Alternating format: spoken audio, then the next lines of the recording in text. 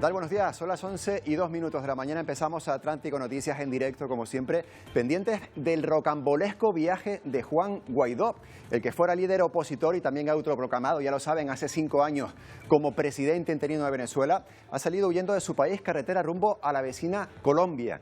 Pero es que también ha tenido que marcharse de Colombia después de su entrada porque fue considerado como irregular en ese país por el gobierno de Petro. A esta hora debe estar durmiendo o llegando a Estados Unidos. Me están sacando de Colombia.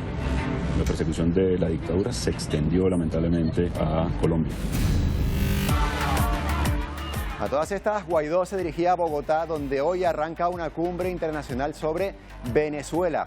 Cumbre a la que Guaidó no había sido invitado, de ahí el enfado del presidente colombiano, y a la que tampoco va a participar Maduro. Sí van a estar la Unión Europea, también Estados Unidos y una veintena de países, así que se podrán imaginar el fuego cruzado. Guaidó afirma que huyó de Venezuela por amenazas y que su entrada en Colombia ha sido como la de miles de compatriotas, después de 60 horas en coche y a pie. Maduro dice que ha sido un numerito financiado por Estados Unidos.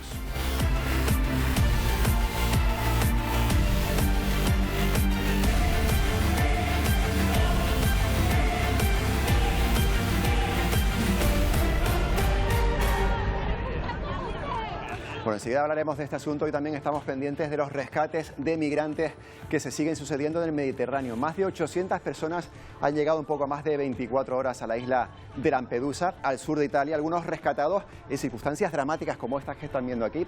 Según la Organización Internacional de las Migraciones, el primer trimestre de este año fue el más mortífero desde el año 2017, con más de 46.000 personas rescatadas y, que se sepa, 579 fallecidos. El último rescate, el de 47 personas salvadas in extremis cuando su patera se había hundido. Entre ellas había también un bebé. Por suerte, todas salvaron su vida. Y del sur de Italia, de Lampedusa, vamos a viajar también hoy al norte, a por noticias más amables, en Suiza, para hablarles del estreno de una película documental basada en la erupción del volcán de La Palma. Se titula Un volcán habitado y ya se pueden imaginar, tiene también mucho que ver con las personas que sufrieron y que siguen sufriendo hoy esa erupción. Se proyecta por primera vez en el Festival Internacional de Cine de Nyon. Con los cineastas José Víctor Fuentes y David Pantaleón vamos a hablar en unos minutos aquí en Atlántico Noticias. Enseguida estamos con estos asuntos, también con otros, pero antes les contamos que hoy llega el verano a la península, o casi. Todavía quedan 2 meses de primavera, pero es que las temperaturas que ya empieza a vivir estos días en buena parte del territorio peninsular serán más propias del mes de julio que de este mes en el que estamos, que el mes de abril. Hoy se espera incluso 35 grados en Sevilla o 33 en Murcia, y esto se une a lo que ha sido un año más caluroso y sobre todo más seco de lo normal. Fíjense en este mapa de Copérnicus que marca las zonas más secas, no solo de la península ibérica, como están viendo, sino también de buena parte de Europa. Dice este indicador de Copérnicus que la sequía que más del 26%, perdón, de la sequía del territorio está en condiciones peligrosas ahí en España y en Europa, y que el 1,3% está incluso en condiciones de alerta. Esa alerta está marcada por estos puntitos que ven en color rojo. Se aprecian bastantes manchas rojas, pero sobre todo ahí en el centro peninsular y también en el sur de la península ibérica. También, por cierto, en Cataluña, como están viendo, donde la sequía es muy preocupante. Es un asunto el de la sequía, que hoy se aborda en el Consejo de Ministros de Agricultura y Pesca de la Unión Europea. Allí está el ministro español, Lluís Planas, que ayer insistió en que el problema de la sequía no es solo español. Planas va a reclamar una mayor flexibilización de la política agrícola común ante la actual situación de falta de lluvias que está afectando a agricultores y también a ganaderos. El caso español no es único. Quizás un poco más acentuado desde el punto de vista de la pluviometría, de la disminución y también de las temperaturas más elevadas, pero ciertamente no es único, porque estamos en un contexto, creo que hay que llamarlo por su nombre, de cambio climático. Bueno, ejemplos de la sequía hay muchos. Estos campos que estamos viendo son los de la provincia de Castellón, en la Comunidad Autónoma Valenciana. La reserva de agua de los embalses a esta hora está de media en toda España al 50%, 17 puntos menos que la media de la última década en estas alturas del año. No hay agua, el agua está en riesgo, también el riego, y eso amenaza a las explotaciones de cítricos, esos que están viendo, por ejemplo, los limones, en este caso en concreto. La verdad es que, claro, si no llueve, podríamos quedarnos sin agua y tener que abandonar los cultivos. y una de las regiones con menos agua embalsada en España es Andalucía. Y ahí está el Parque de Doñana, que está en el centro de la polémica porque la Unión Europea ha vuelto a tirar de las orejas a España. Bruselas no ha aprobado el plan de regadío previsto por la Junta de Andalucía para ese entorno de Doñana. Dice que podría tener efectos desastrosos, pero la reprimenda también alcanza al Gobierno central, al Gobierno español, por no estar haciendo lo suficiente para salvaguardar ese humedal. Esta misma mañana la Junta de Andalucía ha hecho un llamamiento al Gobierno de Pedro Sánchez para mejorar el plan de regadíos. Además, el Gobierno andaluz ha aprobado un tercer decreto contra la sequía con actuaciones por valor de 163 millones de euros. Bueno, hoy mismo se prevé que el Ministerio de Transición Ecológica informe del estado de esas reservas hídricas en España, con los embalses, como les decíamos, a la mitad de su capacidad y la falta de lluvias en las previsiones. No se descarta incluso restricciones en el uso del agua, lo veremos. La sequía ha ganado importancia en el debate político en los últimos días y por eso es posible, Silvia Mascareño, que el cara a cara del Senado de esta tarde entre Sánchez y Feijóo se hable también de ese tema, ¿verdad?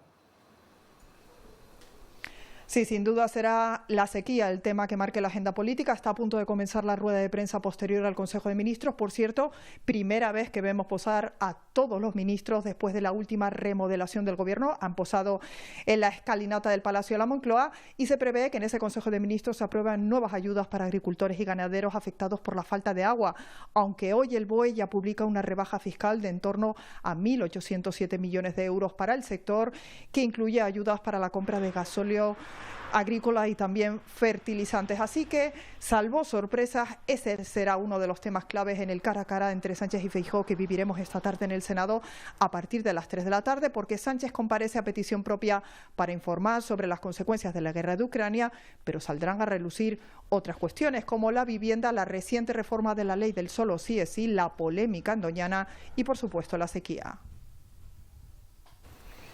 Bueno, ya les contamos cómo llegaban los aviones españoles con los evacuados desde Sudán. Gracias, chicos. Ese es el momento en que aterrizó, que lo van a ver, en el aeropuerto de Torrejón. Al frente de esa expedición, vestido con un suéter rojo, lo van a ver bajando por esta escalera y lo tienen, estaba el embajador español en Jartum, la capital de Sudán.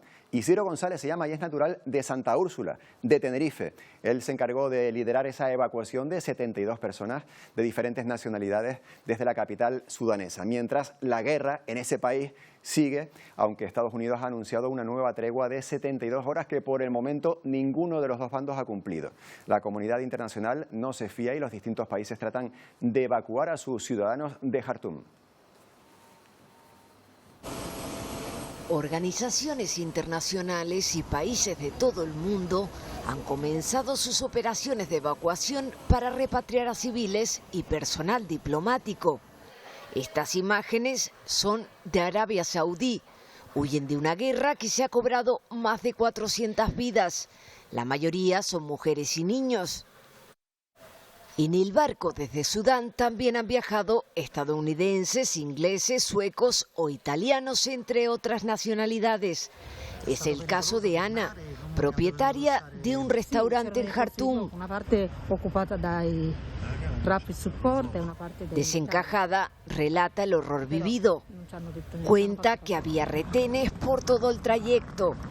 El fuego cruzado ha convertido la capital en una ciudad fantasma. Este grupo de sudaneses trata de dejar atrás el conflicto en Guagua.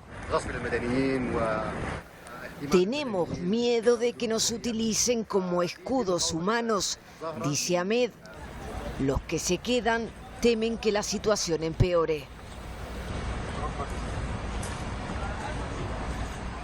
Bueno, seguimos hablando del continente africano porque hoy se va a proyectar en Las Palmas de Gran Canaria para celebrar el centenario de la Casa Salesiana el documental Libertad, que habla sobre los menores encarcelados sin juicio en una prisión de Sierra Leona donde sufren todo tipo de abusos. Los salesianos son la única organización que entra en esa cárcel con capacidad para poco más de 300 presos y donde en la realidad dicen que conviven hacinados más de 2.000. Sierra Leona es un país que ha tenido mucho sufrimiento, ha habido una concentración. Jorge Crisafulli es misionero de los salesianos en ese país, ahora está en Nigeria. Jorge, buenos días.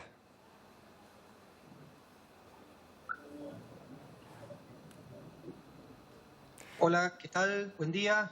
Bueno, te vemos en pleno movimiento dentro de un coche. Gracias por atendernos en este momento. Bueno, hablamos de esos menores y esos niños que están en cárceles sin saber muy bien incluso el crimen que han cometido. Son delitos incluso en algunos casos menores, pero que conllevan penas de cárcel, ¿verdad? Sí, esa es la verdad. Primero, se trata de menores. Segundo, no son crímenes lo que han cometido, son simplemente faltas. Por ejemplo, se llama en inglés loitering or frequency. Loitering es que están caminando sin un destino fijo a la noche en la ciudad y son un potencial peligro para la gente. Entonces lo que hacen es prácticamente llevarlos a la cárcel. Les pueden dar entre 7 meses y 12 meses de prisión. Una vez que los liberan, si los vuelven a encontrar, cometen frequency. Es el delito de frecuencia. Nuevamente el mismo delito. Y puede conllevar hasta 2 años de prisión. El problema es cómo tienen que sufrir las consecuencias de esta injusticia. El hambre, comen una vez al día, los insultos, el abuso verbal, el abuso emocional, muchas veces hasta el abuso sexual. Así que, bueno, imaginarse cómo se destruyen las personalidades, el presente y el futuro de muchos de estos niños. Estamos hablando de, precisamente, usted lo acaba de mencionar, de niños, de personas que son menores de edad. En países occidentales, bueno, por ejemplo, en el caso de España, no consideramos que una persona menor de edad pueda ir a una cárcel, como en este caso es. Por contra, en este país está ocurriendo. ¿Qué se encuentran ustedes? ¿Qué realidades se encuentran ustedes dentro de esa cárcel? ¿Puedes repetir la pregunta? Sí, resumiendo, ¿qué en realidad se encuentran ustedes dentro de esa cárcel con los menores a los que atienden de forma personal? Sí, bueno, obviamente situaciones de depresión, de desesperanza, de vidas que necesitan ser reconstruidas desde adentro, de la sanación del trauma, y de todas las necesidades básicas que tienen que ser cubiertas. El hecho de que coman una vez al día significa que pasan hambre, la falta del agua. Por ejemplo, en esa prisión, cuando llegamos en el año 2013, no había agua corriente. Hemos tenido que hacer un pozo de agua, una conexión, etc. Así que, bueno, cubrir las necesidades básicas significa también atender a toda la cuestión salud, sanitaria, médica, hacer operaciones, llevar un dentista. Imaginarse cuando uno tiene un dolor de muelas, cómo uno sufre. Bueno, cuando un preso está en Padimba y te duelen las muelas, no tienes que hacer nada, es simplemente aguantar. Así que es también llevar un dentista, llevar voluntarios médicos, hacer los chequeos y sobre todo ayudarles a recuperarse de los traumas psicológicos. Algunos de ellos desean cometer el suicidio, hay que acompañarlos, decirle que no todo está perdido, de que no son un error del universo, que han cometido errores para que, bueno, para poder cambiar, arrepentirse y recomenzar nuevamente la vida. Así que, bueno, nuestro trabajo es integral. Les ofrecemos también la posibilidad de alfabetización y de hacer, cuando salen de la cárcel, la formación profesional. Y los acompañamos. Aquellos que no tienen una casa donde ir, tenemos otro programa que se llama Group Homes y les ofrecemos, si son menores, la posibilidad de venir a Don Bosco Homes. Y ahí lo que hacen es un programa de rehabilitación, formación profesional. Buscamos a las familias extendidas, un abuelo, una abuela, un tío, una tía, y de ahí lo que hacen es reintegrarlos para que vuelvan a comenzar su vida. Bien. Jorge, una última pregunta. Hablamos antes de que era una cárcel preparada para unas 300 personas. Ya sabemos que no es el único lugar en donde hay cárceles que se sobrepueblan, ¿no? Pero ahora mismo está también en esa cantidad, en más de 2.000 personas en una cárcel preparada solo para 300. Sí, hay entre 1.800 y 2.100 presos. Así que la única posibilidad es poner en cada celda, imaginarse los números, entre 20, 30 presos en algunas de las celdas. Y en esas celdas muchas veces te encuentras con menores, y esos menores son los que sufren de todo, sufren de todo hasta el abuso sexual. Pero a veces no hay lugar ni para dormir a la noche, así que tienen que abanicar a los presos mayores y estar parados hasta que alguno se levante y puedan recostarse. Así que, bueno, esa es la situación tan triste de la prisión en Sierra Leona. De todas maneras, nosotros lo llamamos el infierno en la tierra, pero sabemos que la presencia de Don Bosco abre a la esperanza y dentro del infierno siempre hay posibilidades de encontrar un pequeño pedazo de paraíso, un pedazo de cielo. Y es sobre todo el sentirse queridos, tratados con respeto, Claro. y eso restaura el sentido de la propia dignidad, llamarlos por el nombre, tratarlos con amabilidad. Así que bueno, seguiremos haciendo ese trabajo y no solo en Sierra Leona, en Freetown, pero en muchas partes del mundo donde los salesianos están ciertamente, donde veamos gente vulnerable y menores en situación de vulnerabilidad en las prisiones, ahí vamos a continuar nuestro trabajo. Jorge, Y felicitaciones al Colegio de Las Palmas por Sí. el centenario que están celebrando. Sí, la recibimos y se las daremos de su parte. Jorge Crisafulli, muchas gracias por habernos atendido y buen trayecto en coche. Gracias, que Dios nos bendiga. Chao. Hasta la próxima. Bueno, en África vamos a seguir pasar hambre para encontrar a Jesús. Esa es la promesa de un líder de una secta en Kenia que anima a sus seguidores a dejar de comer para asegurar esa entrada en el reino de los cielos. El resultado es este que van a ver. La policía ya ha recuperado los cuerpos de más de 70 personas que murieron de hambre, pero el número de víctimas podría ser mayor. El líder de esta secta, que está catalogada como terrorista y criminal por parte del presidente de ese país, fue arrestado hace 10 días junto a otros 14 sospechosos de fomentar este culto. Las autoridades continúan buscando a personas desaparecidas que forman parte del grupo suicida y que podrían también estar en mal estado o fallecidas. Bueno, en Israel aquí lo están viendo 5 personas, todas de nacionalidad israelí, han resultado heridas después de que un conductor de origen palestino las embestiera cerca del mercado de Jerusalén.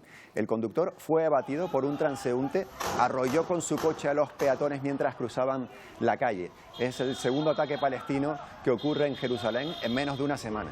En lo que va de año, más de un centenar de personas de ambos bandos han perdido la vida en este conflicto. Hablamos ahora de la guerra entre Rusia y Ucrania. Rusia acusa a su vecino de intentar atacar el puerto de Sebastopol, ubicado en la anexión de la península de Crimea.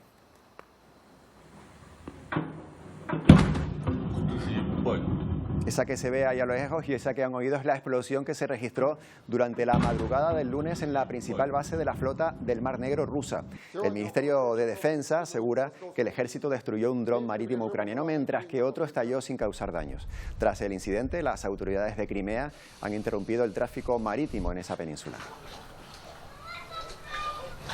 Bueno, y seguimos con este tenso encuentro entre el secretario general de las Naciones Unidas y el ministro de Relaciones Exteriores ruso durante el Consejo de Seguridad de la ONU. Ahí están viendo a Antonio Guterres, que cargó duramente contra la invasión rusa de Ucrania, que viola, según dijo, la Carta de las Naciones Unidas y la ley internacional, y que está causando, como sabemos, un sufrimiento y una devastación masiva en el país ucraniano. Por su parte, Sergei Lavrov acusó a Estados Unidos y a sus aliados de haber colocado al mundo en una coyuntura extremadamente peligrosa. Ambos, como acaban de ver, se reunieron posteriormente, se dieron la mano en privado para hablar sobre la prórroga del acuerdo por las exportaciones de granos, que se ha renovado y que expira, que termina el próximo 18 de mayo.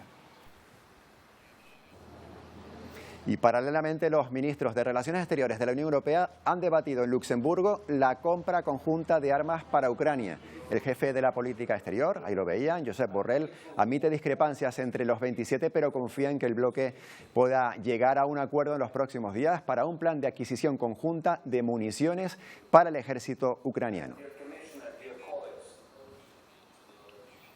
Nos vamos hasta América porque la violencia regresa a las calles de Haití. Un grupo de haitianos linchó y quemó a otro de pandilleros a plena luz del día. Sucedió en Puerto Príncipe, la capital de Haití, donde la seguridad se ha deteriorado en los últimos meses por los continuos tiroteos entre la policía y las pandillas. Las sangrientas batallas territoriales han dejado cientos de muertos y también miles de desplazados.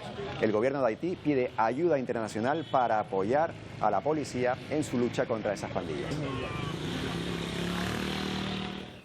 La violencia es uno de los factores que empuja a millones de personas a migrar. En Haití, por ejemplo, la falta de gobierno y el control de las pandillas en buena parte del territorio está convirtiendo en habitable uno de los países que ya de por sí era de los más pobres del mundo. Su país vecino, República Dominicana, pide una actuación internacional, pues no es capaz de contener esos flujos migratorios que intentan cruzar las fronteras.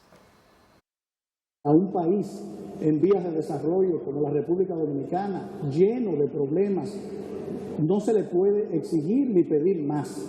El presidente de República Dominicana pide a la comunidad internacional intervenir en su vecina Haití, sumida en una escalada de violencia propiciada por las bandas. Razón que empuja o que casi obliga a familias enteras a buscar algo de seguridad, pero lejos de casa. Perdí a mi esposo por la guerra de las pandillas y ahora estoy sola con mis 5 hijos, el hambre y la miseria. Explica Regina, que ahora vive en un campamento con otras 1.300 personas. En su mayoría son mujeres y menores que tienen que malvivir en estas tiendas de campaña.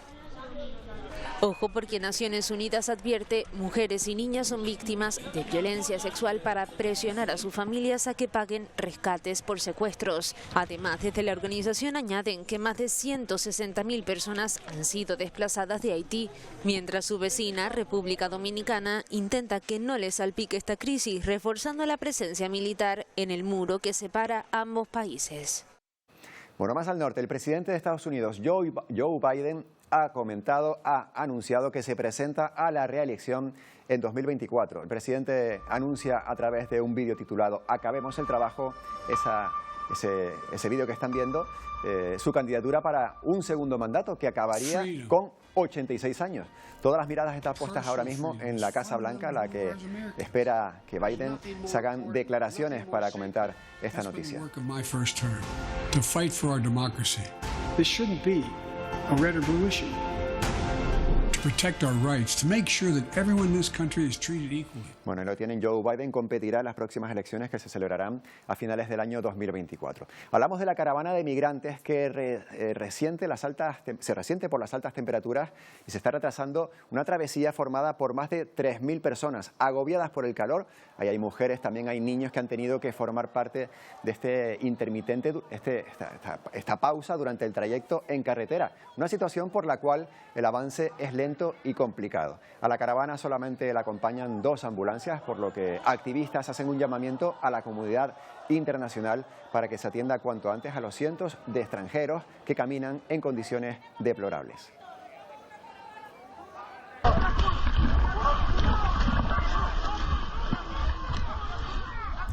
Y esto que están viendo son las dramáticas imágenes, una vez más, publicadas por la Guardia Costera italiana, mostrando cómo un grupo de migrantes, algo más de 80 personas, intentaban desesperadamente ponerse a salvo después de que su bote se hundiera en el mar. En lo que va de año, 28.000 personas han llegado a Italia de esta forma. Cerca de ese lugar, la ONG Open Arms también realizó otro rescate. Nos pidieron por favor si podíamos acercarnos a una posición a comprobar la situación de una barca que parecía que precisaba de ayuda sanitaria. Y bueno, una vez allá hemos asistido a la embarcación, hemos repartido chalecos y justo al terminar de repartir los chalecos se ha hundido, se ha tragado el mar. Bueno, en ese rescate que veían, 47 personas fueron rescatadas, entre ellas un bebé, por suerte, todas con vida. Hablamos ahora de Juan Guaidó, el opositor venezolano que ha intentado sin éxito participar en la cumbre por Venezuela que se celebra desde hoy mismo en Colombia. Guaidó llegó a entrar de forma irregular a pie a ese país y esto ha hecho que las autoridades colombianas le hayan indicado que debería abandonar ese país. En estos momentos, esas últimas imágenes de Guaidó ya está en Miami, en Estados Unidos. No se le deportó, eso sí, esto podría sin duda en un aprieto al gobierno de Petro si hubiese ocurrido esa deportación, pero a Guaidó no le ha gustado que le impidieran estar en esa cumbre que se celebraba en Bogotá, para la que eso sí no había sido invitado. Tampoco Maduro. Venezuela no estará presente. A esa cumbre acuden países del entorno y también Estados Unidos y la Unión Europea. Maduro ha llamado cobarde a Guaidó por huir de Venezuela. Con más fuerza que nunca, con la certeza que vamos a haber recuperado nuestro país. Desde un avión rumbo a Estados Unidos, Me están sacando de Colombia. el opositor venezolano Juan Guaidó explicaba cómo había sido su salida de Venezuela. Casi 3 días de trayecto hasta Bogotá. 60 horas de carretera para llegar a Bogotá, saltando la persecución de la dictadura, desafiando al régimen de Maduro. Logra llegar a la capital de Colombia y no es casualidad. Allí este martes se celebra la cumbre por Venezuela. Le deseo mucha suerte al presidente presidente Gustavo Petro. Promovida por el gobierno de Colombia, pero nadie esperaba a Guaidó. Yo no conozco a Guaidó, entró en forma inapropiada. Y la Cancillería habla de entrada irregular. Es en el aeropuerto del Dorado donde lo localizan y detienen por unas horas para verificar su billete. Para Guaidó, la persecución de la dictadura se extendió lamentablemente hoy a Colombia. Rechazó el ejecutivo de Petro por agilizar su salida hacia su destino final, Estados Unidos. A huir como los cobardes, pues. Como los cobardes. Muy cobardes para hacerlo.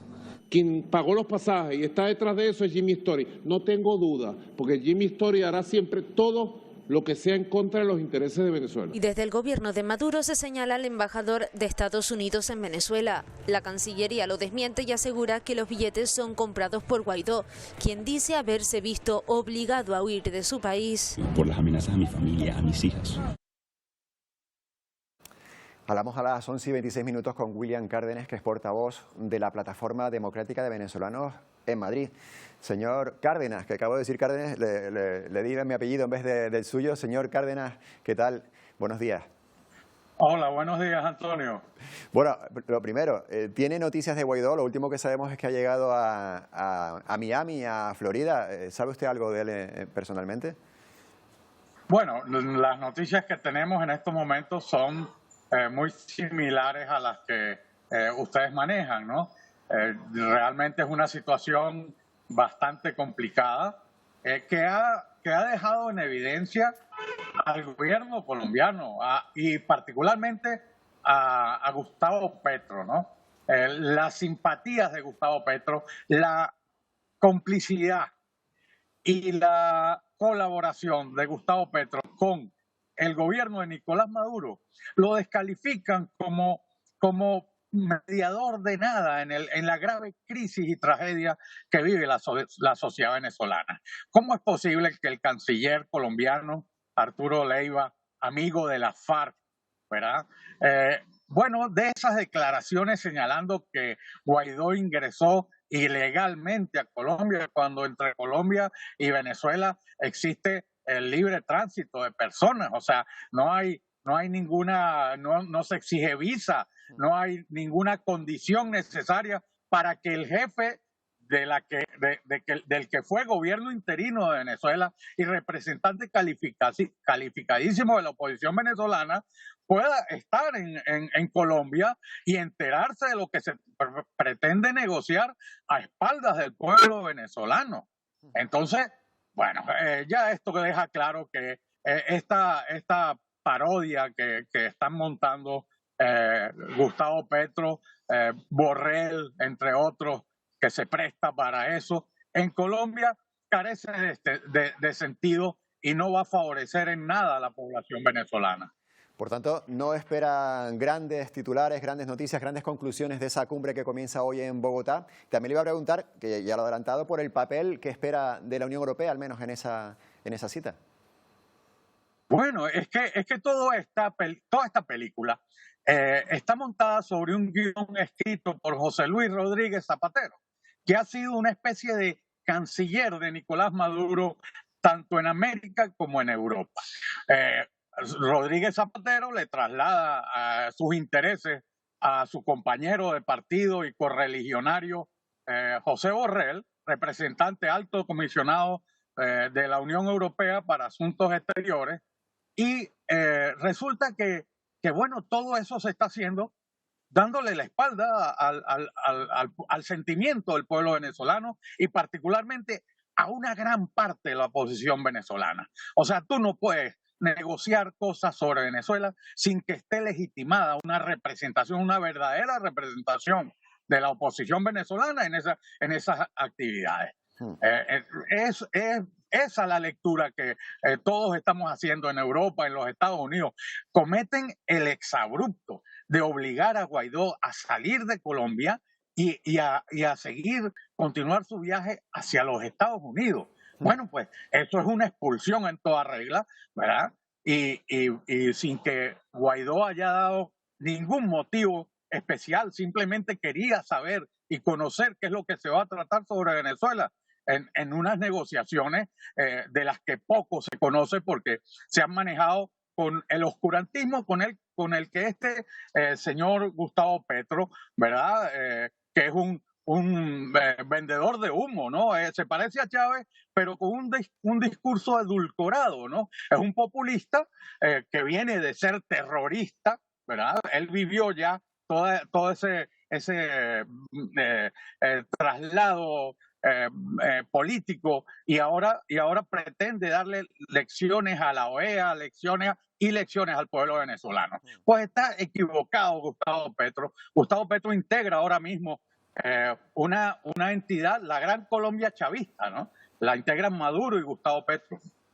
Sí, sí. Pero una última pregunta, y bueno, ya vemos que no tenemos muchas expectativas con esa cumbre en Bogotá, informaremos de todas formas en los próximos días de lo que ocurre. Lo último, sobre Juan Guaidó, ya sabemos quién es, autoproclamado hace 6 años como presidente interino de Venezuela, era una esperanza para la oposición.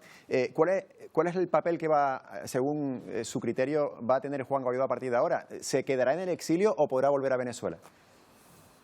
Bueno, mira, realmente Guaidó ha sido un hombre perseguido, ¿no? Si el gobierno no ha ido a más con él, ha sido, cuando digo que no ha ido a más es porque no le han causado más daño, ¿no? Es porque sabían que Guaidó goza de una gran popularidad en Venezuela y de un gran respaldo.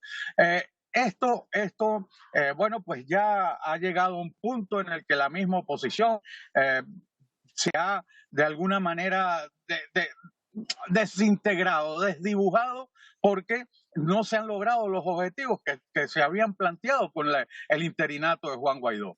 Pero eso no significa que no sea un representante legítimo de las aspiraciones del pueblo venezolano. La gente en Venezuela lo respeta, como respeta a María Corina Machado y como respeta a otros dirigentes que están incluso fuera del país exiliados, porque en Venezuela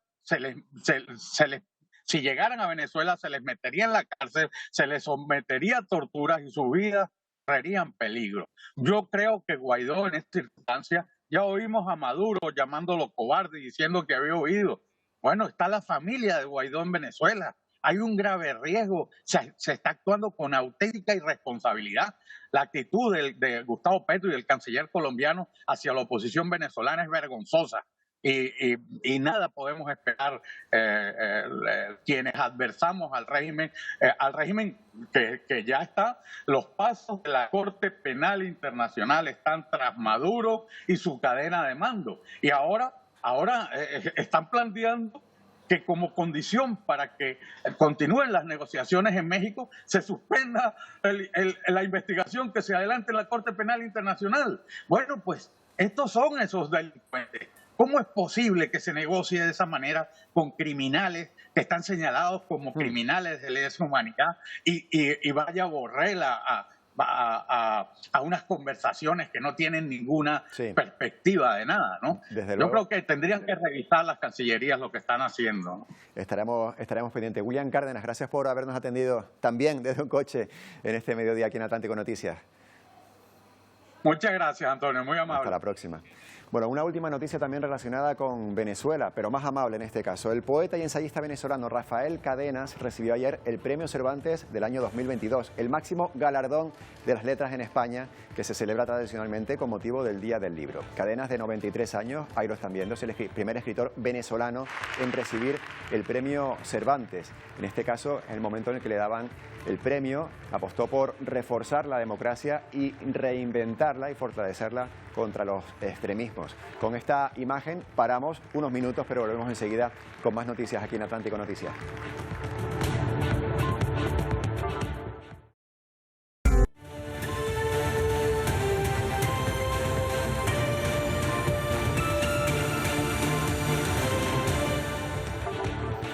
Son las 11:38 minutos, seguimos en directo aquí en Atlántico Noticias y hablamos ahora de cine y de erupciones. Los cineastas canarios David Pantaleón y José Víctor Fuentes estrenan Un volcán habitado. Lo hacen en Suiza en el marco de Visiones de REL, Festival de Cine Documental de Referencia Internacional. La película es un largometraje documental que fue gestada en plena erupción del volcán de La Palma y ha querido centrar su atención en la amistad, también en los habitantes de una tierra volcánica y en la fascinación e impotencia ante el asombroso poder de la naturaleza. Sobre el ser humano va esta película documental, alejada de la narrativa convencional y el amarillismo en lo relativo a la erupción volcánica. La historia está narrada a través de, escuchen bien, audios de WhatsApp que se compartieron en el grupo de amigos de toda la vida de José Víctor Fuentes, uno de sus directores, durante aquellos momentos en los que la Tierra expulsaba fuego y que seguimos recordando.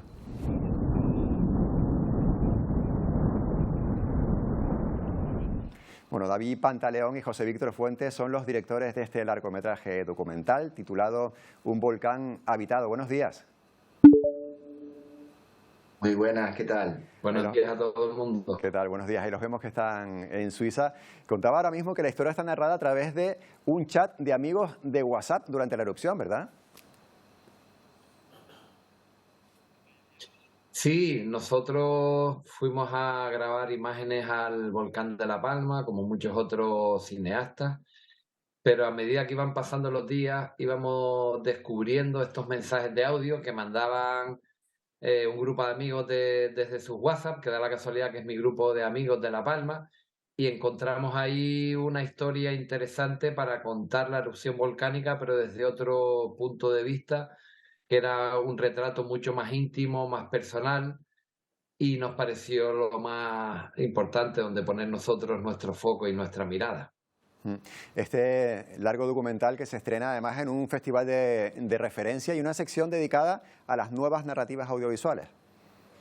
Sí, es una sección en donde las propuestas que hay tienen unas líneas narrativas que se salen de los estándares o de lo que normalmente estamos habituados a ver en el cine documental, y la verdad que hay una cantidad de pelis súper buenas, ¿no? Y súper arriesgadas, y es increíble pues poder estar con Un volcán habitado, una peli trabajada desde la sencillez y con muy pocos elementos, y tenerla colocada aquí, tener un estreno en un festival de esta envergadura, pues la verdad es que es una alegría máxima.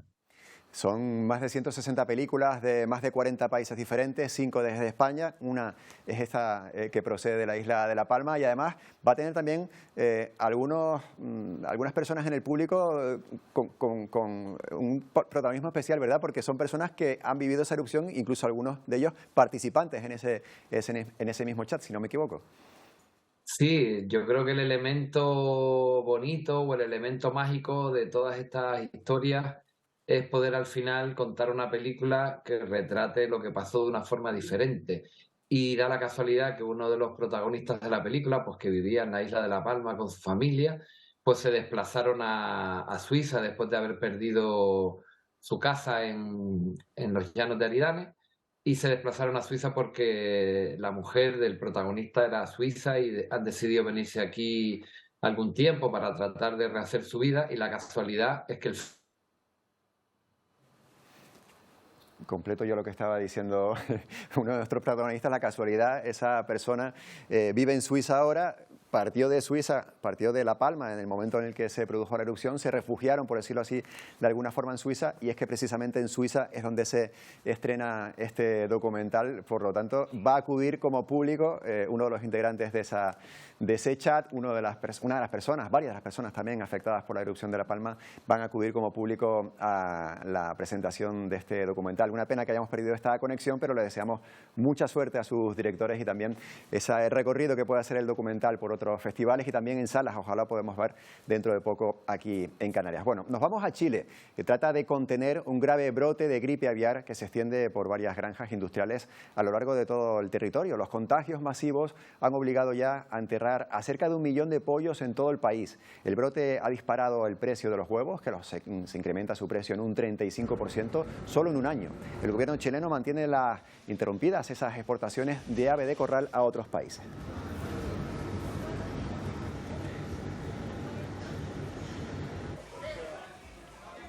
Bueno, en unos minutos a las 12 en punto llega Ponte al Día con Wendy Fuentes y Pedro Machín. Vamos a asomarnos hasta ese plató, el plató de Ponte al Día, para ver qué tienen preparados por ahí. Cuéntenos, compañeros, ¿qué tal? ¿Qué tal, Antonio? Muy buenos días. Pues arrancamos este martes muy pendientes de la situación en la Administración de Justicia después de la huelga de letrados ya desconvocada y los paros de los funcionarios. Ahora los jueces y fiscales anuncian movilizaciones, una huelga para el próximo 16 de mayo. Falta de medios y excesiva carga de trabajo son algunas de sus reclamaciones. Lo cierto es que pone en jaque nuevamente el normal desarrollo de la Administración de Justicia aquí en Canarias. Lo veremos con detalle. También más cosas. Canarias lideró la ocupación hotelera en el mes de marzo, un 72%, datos positivos, sí, pero hay un pero importante y en mayúsculas, y es que alquilar una vivienda en zonas turísticas se convierte en una misión imposible en esos mercados tensionados. Fíjense, un claro ejemplo, en Mogán, en la isla de Gran Canaria, el precio para alquilar una vivienda supera con creces el de otras localidades turísticas como Marbella o Ibiza. Lo veremos con detalle, pero hay más asuntos, claro que sí. Pues sí, hoy les vamos a preguntar, les vamos a hacer una pregunta, no sé si complicada o fácil. ¿Son ustedes felices en sus puestos de trabajo? Vamos a plantear esta cuestión porque a raíz de un estudio pues se conoce que el 50% de los trabajadores, de los profesionales en nuestro país, pues no son felices, no, especialmente aquellos que desarrollan labores más solitarias. Vamos a abordar este asunto con Leocadio Martín. También hablaremos a raíz de esto del trabajador quemado y ya para relajarnos, para reducir un poquitito el estrés, vamos a enseñarle cómo se debe echar una buena siesta, qué postura adoptar, cuánto tiempo es lo recomendable, porque a lo mejor una siesta de 3 horas, no. De eso nada. Lo vamos a abordar aquí en tan solo unos minutos en Ponte al Día. Hasta ahora. Me interesa esa información sobre la siesta, así que estaré pendiente. Bueno, vamos ahora hasta Colombia, donde el gobierno de ese país ha enviado una expedición científica al Amazonas. Pretenden adquirir los conocimientos científicos que tienen las comunidades indígenas de esa zona y además impulsar el desarrollo de la región. La Amazonia es una de las regiones más biodiversas del mundo, pero una de las menos exploradas de Colombia. Por eso, 15 investigadores de flora y fauna han emprendido una expedición en la que durante 15 meses se internarán en la selva para identificar especies e intercambiar conocimiento con los grupos indígenas. Un conocimiento que puede llegar de las culturas indígenas que habitan la región, de los indígenas de Guayú, a la ciencia moderna. Una expedición que también beneficia a las comunidades indígenas. Abrió una puerta para explorar, para vivir y saber, comprender lo que hay en nuestra comunidad que antes no lo sabíamos. Para los investigadores es fundamental que se reconozca el aporte de los pueblos indígenas a la ciencia, poseedores de un conocimiento que les ha permitido mantener una relación armónica con la naturaleza durante siglos. Hablamos antes de cine con David Pantaleón y con José Víctor Fuentes. Esperemos que en su proyección no se encuentren con lo que van a ver a continuación que ocurrió en un cine de Alaska, en Estados Unidos, que recibió la visita de un peculiar cinéfilo. Ahí lo están viendo, es un alce que entró tranquilamente por las instalaciones, ahí se paró a comprar cotufas o palomitas o roscas ante la mirada perpleja de la dependienta. Tras una breve inspección a esta zona, el corpulento animal terminó encontrando y devorando un recipiente con esas roscas, precisamente con esas cotufas. Cuando se las acabó, abandonó el local con la misma tranquilidad con la que había llegado. Bueno, pues menos mal que historias como estas nos alegran algo el día, porque la verdad es que las últimas horas traen noticias un tanto inquietantes. Emilia, hablamos del suelo, tanto del suelo como del cielo, y con noticias no muy buenas, ¿verdad? Pues sí, la verdad que sí. Buenos días, Antonio. Hablamos de un terremoto, el último terremoto registrado en Indonesia, en Sumatra, la segunda isla más poblada, de 7,3. La clave de esto es que sucedió por la noche, de madrugada, y claro, emitir una alerta de tsunami a las 3 de la mañana es algo complicado, no solo porque, bueno, pues por el susto que se puede llevar toda la población, sino por la necesidad de evacuar a toda esa gente que vive en la costa hacia la montaña. Y esto fue precisamente lo que sucedió. Alerta de tsunami. De momento no hay constancia de que ese tsunami haya llegado. Sí es verdad que ha sido un movimiento sísmico bastante importante, de 7,3. pero fue una profundidad de 87 kilómetros y tal vez por eso pues el tsunami no se haya desencadenado. Lo que sí es cierto es que fueron numerosas las colas desde la costa hasta la montaña para huir de esa posible afección. La verdad es que son imágenes impactantes porque nos recuerdan, ¿verdad?, claro, en esa zona a la mayor catástrofe natural en ese lugar. Y no nos vamos de ese lugar, nos vamos un poquito más arriba porque fíjate, en Myanmar, en Birmania, un tornado de estas características ha azotado esa zona y ha dejado 6 fallecidos, 100 heridos, 16 de ellos críticos. Ha recorrido durante 40 minutos 2 aldeas y ha causado, pues como ven, todos estos destrozos que estamos viendo. Es un lugar en el que están acostumbrados al clima extremo, es verdad, pero no a tornados de estas características. Los tornados aquí suelen ser en verano y suelen ser un poquito más flojos, no suelen ser con tanta intensidad, con tanto viento intenso. Y sí es verdad que ha causado estragos y ha dejado, pues mira, ya ves, 6 fallecidos y más de 100 heridos en este lugar. Seguimos hablando de eventos extremos y nos teníamos que venir a Europa para irnos al norte de Italia, ese lago Garda. ¿Qué está ocurriendo? La verdad que sí, hablabas tú al principio del programa de la imagen de Copérnico, ¿no?, de las zonas de alerta por riesgo de sequía. Pues mira cómo está el lago Garda en Italia. Es uno de los lagos pues que sirve también para suministrar a la población. Está al 70%, ha perdido el 70% de su capacidad. Hay zonas en las que ya, como vemos, se puede ir incluso caminando. Es una pena porque es que Italia afronta su segundo año de sequía. El año pasado, 2022, ya fue un año muy seco, un año de sequía en el que los agricultores perdieron 6.000 millones de euros. Este año va por el mismo camino. Tendría que llover desde hoy mismo hasta junio para poder volver a acumular la cantidad de agua que llegaba. Le pasa al lago Garda y también le pasa al río Po, uno de los más importantes del país. Y no solo le pasa a Italia, también le pasa a otros lugares del mundo, como por ejemplo Bolivia. Aquí vemos en la región del Potosí, como está uno de los lagos más importantes, también con niveles muy bajos, y ya las autoridades han dicho que si no llueve o si nada lo remedia, solo van a tener agua hasta septiembre de 2023. Lo han anunciado porque van a tener que tomar medidas para restringir ese suministro de agua. Estamos muy pendientes de la sequía estos días en Europa, también vemos en América, bueno, en todos los lugares, y también de un evento astronómico, que creo que lo han observado. ¿En qué lugar? Ahora te digo, pero antes vamos porque la sequía también afecta a España, Antonio, claro. Y precisamente en ese episodio extremo de calor que vamos a tener está Barcelona, una de las zonas que también van a sufrir más de 35 grados, y el centro y sur peninsular en Andalucía durante los próximos días. Allí están celebrando la Feria de Abril, una Feria de Abril que con 40 grados no sé yo si eso será aconsejable o no. Lo que sí es cierto es que las autoridades ya han puesto a disposición de las personas pues más servicios sanitarios por si acaso esos golpes del calor, y también más abrevaderos para los caballos, porque la verdad es que es una pena que con ese calor los caballos tengan que hacer tanto esfuerzo. Y ahora sí que nos vamos a ese evento astronómico que decía una aurora boreal. La hemos visto, estamos acostumbrados a verlos en Laponia, en Finlandia, pero esto que están viendo es el norte de Francia. Tan abajo, ¿verdad? Sí. Es un evento que, bueno, sucede cuando hay tormentas geomagnéticas en el Sol, pues se ha visto en el norte de Francia. Y si ahora te pregunto, ¿se ha podido ver en España? Emilia, ¿se ha podido ver en España? Pues podrías decir que no, todo el mundo diría que no, pero lo cierto es que sí, en Almería, en el Observatorio de Calar se ha podido ver durante la pasada madrugada. Ahí lo tenemos con una incandescencia, no de esa forma que la hemos visto antes, pero sí de esta manera. Más o menos. Bueno, vamos a la previsión del tiempo. Venga, nos vamos a la previsión de hoy porque en el archipiélago tenemos poca nubosidad, nubes de tipo bajo, en el canal visible las vemos ahí, sobre todo al sur de Fuerteventura y en Gran Canaria. 27,8 grados en Tasarte, esa es la máxima de hoy. Para las próximas horas, ¿qué vamos a tener? Pues de momento nosotros estamos resguardados de ese calor intenso. Sí tenemos calor, pero no tan intenso como en la península. Esta cuña anticiclónica que vemos en el mapa es la que nos protege, va a ir evolucionando, va a ir desplazando ese calor sobre todo hacia la península. Viento de componente norte que está soplando de flojo a moderado. Y para las próximas horas que vamos a tener, pues mira, en el archipiélago vamos a decir que es una calma, ¿no? Bueno, cierta calma. Cielos despejados, nubosidad alta de un frente que antes vimos en la imagen del satélite que nos llegará poca cosa, temperaturas temperaturas ya picando 28 grados en muchos puntos de las islas, viento flojo con poca humedad hasta 700 metros. No se van a desarrollar nubes más arriba de eso y con una situación marítima bastante estable. Así que aquí no nos vamos a poder quedar. Bueno, el paraíso canario, como en otras ocasiones ocurre. Sí, protegida. Gracias, Antonio. Emilia. Hasta mañana. Hasta mañana.